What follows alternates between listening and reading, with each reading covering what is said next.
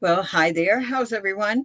This is H. Victoria Hargro Atkerson, author, writer, and publisher. And also, I produce internet shows that are of interest to Black America. Now, what I would like to do today is to continue our discussion about how we write books and just the whole process of building character studies and profiles. This is something that is, I think, is the most foundational aspect of writing, because it is that the one thing that bring your readers into your story, and it also give them the energy and the motivation to finish reading your story. There is nothing worse than starting a book, reading it, and then looking at it and say, "Oh, this is not at all what I'm interested in," or "This doesn't make sense," and they wasted their money. So my job is to tell you how to do that and how to do it in a way that your reader will stick with you and be involved in your story and become a part of that story. Not only that, what I like to do is make sure they learn something when they read one of my books, and not just one thing, but many things about human character and human development. That's something that's a background for everything that I write. But you have to have your own motivations for writing, and how you structure your characters is totally up to you. It's your book. You own it. You control every aspect of it. And don't let anybody tell you anything else. It's very important that you remember that and use that. It's critical. Okay. So today I want to explore my absolute favorite topic about writing is talking about our main character, sometimes called the protagonist. This is the person that you're surrounding the story about. You're telling the story about this particular person. Now, in my story, I have to find it. Here it goes. In my story, Enslaved, which we have been talking about, the character that I am exploring with you, with the reader, and okay, I have to do this again. Okay, let's find out. Let's go here and get a picture that I can give you that actually shows the cover of the book, because we have so much glare from the camera. So here we go. Ready. Let's see. I know I got one. Da da da da da. Okay, here we go. And love this cover, by the way. My brother did it. Louis Charles Hargro. Marvelous artist. Okay, in this particular story, I surrounded the whole tale, the whole drama, all the information that I'm putting on the paper. Every aspect of this picture is surrounded by one character, and that is Princess Gemma. Now, there are other people who are supporting characters who will help drive the story home for you. But this is a character. She is the main character. She's the protagonist. She's the force that we're going to use to take you through the experience of being enslaved. We want you to understand what that process is, what that experience is like, and have you put yourself in her position. We want you to do that. and to look at everything that she experienced from her point of view and from her lifestyle, how that affected her. So what I want you to do is take a look at your character, and we're just talking about the protagonist. Uh, we want you to look at that character inside out. We want you to turn it upside down. We want you to go into her past and tell why you are writing about her. What is it about her that you want to bring out, and why are you bringing this to the reader's attention? Because that is the most important part of the book and the story, because you're going to begin with this character, and she's going to take you, or he will take you to the end of the story. And that's what you have to do. You have to create this story, and the main thing that you need to do is make sure you make them see her. They have to visualize who she is. They have to see her hairstyle, her posture, her voice. You want to create all aspects of her personality, and why she has the personality that she has, why she has a philosophy about living and life. Where does she get it from? So when you start building the steps for a character, you want to take that character apart, because you need that reader to understand and what understand who she is and what motivates her. And like you said, how important is she to the story, that you're going to take this one person and take her through the whole story of the book, chapter by chapter, line by line, paragraph, whatever you choose to do. So your protagonist is really the most important person in the story. So I want to take care to tailor make her and to build her up as a character. And what I like to do, which I think I've said this before, is to take a sheet of paper and put down the primary aspects of this character, her personality, her background, her training, if she got any training. Let's see, what else could we put down? What are her hobbies? What does she like? Um, who are her favorite people around her? Just everything about her. You want to put it on a. I usually use a chart to do this, and write out little sentences to bring that aspect of those aspects out for me to write, and to be a stimulus for me to continue to write about this character, because something has to motivate you to get from the beginning to the climax and to the end. And one of the things that people always ask me is, how do you know when a book is over, or when the story ends? Well, I'm telling you from experience, the book itself will tell you when to get out. So you're going to take it to, you write in a direction of the climax. And from the climax, you're going to write to the ending. So it's like you think of it as a pyramid. You're going to write to the top of the pyramid, and then you're going to come down from the pyramid to the ground. But this one aspect of this particular, I think you call this a isosceles triangle. One side is higher than the other one. But in writing, sometimes the ending is shorter, or shorter than the beginning. When you go up the pyramid, you're building to the climax. But when you go down the pyramid, it's a lot slanted. But to get to the ending, yeah, it takes a shorter period of time to get there. So be aware of that. But what you want to do is write, once you get to the top, to the climax, you want to write down to the ending. And sometimes to do that, you have to do it in a very measured way, and not prolong it, or to continue writing just because you have the space to write. You want to make sure the story is crisp. It comes to an ending. It comes to a conclusion, whether that conclusion is open or closed. And I think in this book, I did that. I did an open ending, which means that I didn't give you a solution. I didn't tell you exactly what happened to her at the end because I knew I was going to write part two, which is, wait a minute, it's here. Haha, it's right here. Let me give it to you on the screen so you can see it.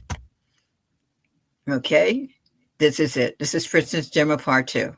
And this is what I intentionally did when I knew that I was writing an open ending for the story Enslaved. And I wanted to highlight the fact that we were a at a high point, although it was we had the climax of this book. We also had an ending which was rather short, and but the actual ending as to what happened to her was open, and it's open to the reader's imagination. And I believe me, I got plenty of complaints about that and concerns like what happened to her, you know. What's going to happen next? But I knew when I wrote the story, I knew that it was a story that had to be done in two parts. So I wrote to the ending of the first part. And then when I began part two, I began at that point and go up to another climax and down to another ending. So this is something you want to think about when you are doing a story or when you're doing a series of stories like this one is. We have part one and part two. I do not plan to do part three, although in one of my books, Stones Along the Path, which is about a Peace Corps volunteer and an cultural relationship that happened between an African American woman and an African who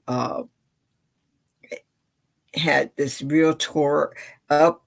What do you call it? I think it would be called a climatic relationship because they were having all kinds of issues that were cultural, that were based on, like how men see women, how women see men.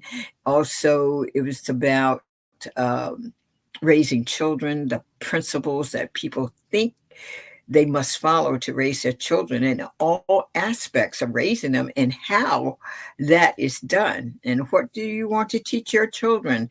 What examples do you want to see your children to learn from you? So that's something that we tackle in every aspect. And the cultural differences were gigantic in this story. So this was something that we had to deal with. And the choices had to be made by that protagonist because she was a very principled person.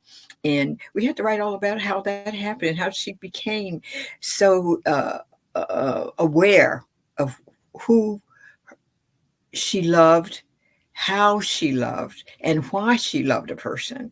And she had a value system, a very strong value system. And that guided her through the whole thing. People who are principled have a different life. They have a different goal in life that they want to achieve. So that's something that I wanted to bring out. Well, when you have a personal journey on this planet that you want to live for your creator and your ancestors and your sisters, your brothers, whoever is in your world, you have to maintain a certain standard. And that standard may be inside of you, it may be the background issue, but you have to decide that as a motivation for your character and why your character acts and performs the way they do in your story. So complicated, but it is so much fun. So I want you to think about that and pick your people apart. Pick them apart. We, like you said, we want to know everything about them, every aspect. What makes them so very important that that you have to write about this person? Why? Why is she relevant to the story? Like in Enslaved, we've talked about uh, who Princess Gemma is, where she came from, what were her hobbies, what was her daily life, like before she was enslaved, and who did she care about? What were the traditions of her village? Um, how did she get in a situation where she was captured in the first place? There is always something that you want to bring out that's critical information that the reader must know, because you have to have a bridge going from one incident to the other incident to another incident. And that way, the reader can follow you, they can follow the story. You're justifying who this person is, and you also justify why she's in your story. So it's very, very, very important that you do that. Keep it in your mind, plot it, write it down. Um, I suggest a chart, and you can also do an outline. That's also a great tool for doing anything. And another idea, you can even do your scenes.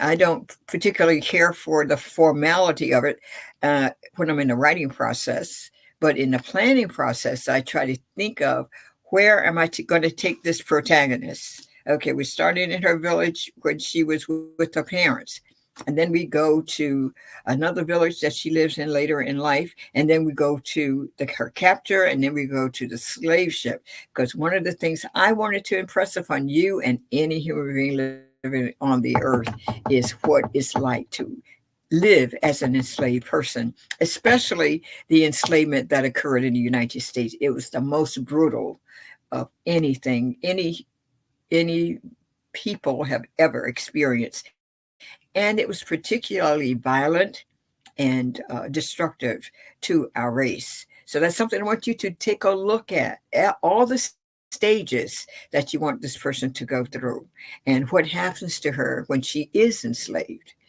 It's important to look at it and pick it apart, and then to write it in such a way that your audience, which is your reader, can see where you're going and why you're going, and she can feel it in her heart. But in order for her to feel it in, or him to feel it in his heart, you must have it in your heart to do so. And the secret of doing that is research. So you can be in touch. You need to know, you need to feel. So like in this particular instance, the most valuable tool I used were the slave chronicles and the slave narratives written by people who were actually enslaved. I also read tons of books about slave ships, and I don't know how many I read, and some diaries left by ship's captain and people who worked on the ship, like the doctor, the first mate, anyone who had writing skills who could do that. I look for those journals because they were precious and they were very valuable in telling this story. So do the research. We talked about research before. It is absolutely critical when you are building your characters, because you need to know what they experience, what the possibilities are in bringing that story to life. And that's what you're doing. You're like searching. Do the homework before you start writing. Outline your story, get in your writing area. You can't see this, but in front of me, when I'm writing, I have post bulletin boards, pictures. I even have African music on, and something just to keep me in the mood. I mean, statues, anything that provokes your imagination. Keep it around you, let it hug you, feel it, because that's what you want to put on that paper. You have to put that on the paper. You have to make people believe you. And the way you do that is make it as real as possible, and go to museums. Like I said, the one in Baltimore was eye opening to me, shocking also. And it helped me to really visualize what it felt like. And I stood there in that duplicate of a slave ship at the bottom of the slave ship, built into their basement. So it gave me a real good idea what I needed to feel, and what if I were in that situation. All kinds of horrors, all kinds of unhealthy things that were going on, and also the uh, the physical environment was tormenting. So think about how you can what you can do to make these characters live in the imaginations of your readers. Okay. So I'm going to cut off here because next week we want to talk about the antagonist, which is more fun. It is more fun. And we need to get into that because a lot of times we throw that on the page without realizing how to develop that character. And we'll talk about it next time I'm with you. Okay.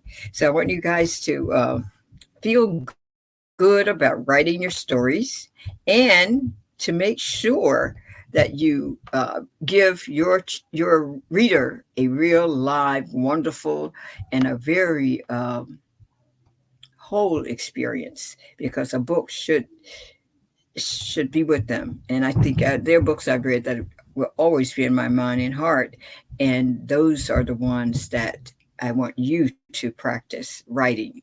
I want you to think of these as little gifts that you're giving the world, because it's worth it. You're worth it. And you're writing about about the legacy of your people, because writing started with us in Africa, okay? On the continent. We were the first people to use and discover, invent whatever, the pen, the paper, and all the tools of writing. We had the first libraries. We had the first bookmakers. I mean, everything. So internalize this. And the first professions in writing, people who wrote were called scribes. And look up as much information about our history so you can see how important it is for you to tell our stories. Because as you tell your stories, you inform other people and you help them to grow and be aware of who we are as a people. It's very important that you do that. Okay. So I want you to enjoy and have a wonderful, wonderful day. Have a great weekend. We had a really one here. But, we're dealing with it. And let's pray for all those who have had difficulties with hurricanes and all this upheaval from our climate and lack of care for our planet. We have to get that under control. Remember, we must always remember that the Creator gave us the responsibility of taking care of this planet. We were the first people on the planet, and it's principally our responsibility to do that. So see how you can do that in your daily life. What can you do to take care of the planet so we can calm things down? Remember, the negative energy, we need to get rid of that negative energy, because everything responds to energy. We are people of energy, and we give out positive and negative energy. So all this upheaval, all this hatred, we have to do something about that. And be real. Be real. Enjoy your life. Let's do something wonderful. Let's write about climate change. That's another issue, another thing. And that protagonist would be the person who is doing something positive, and the antagonist, which we'll talk about next time, is the person who's fighting, that businessman who's doing that polluting in our environment and causing all this nonsense. So anyway, you have a great week, and I'll see you here next week. Okay? Take care, and God bless. It's been great. And don't forget, writing is wonderful and important.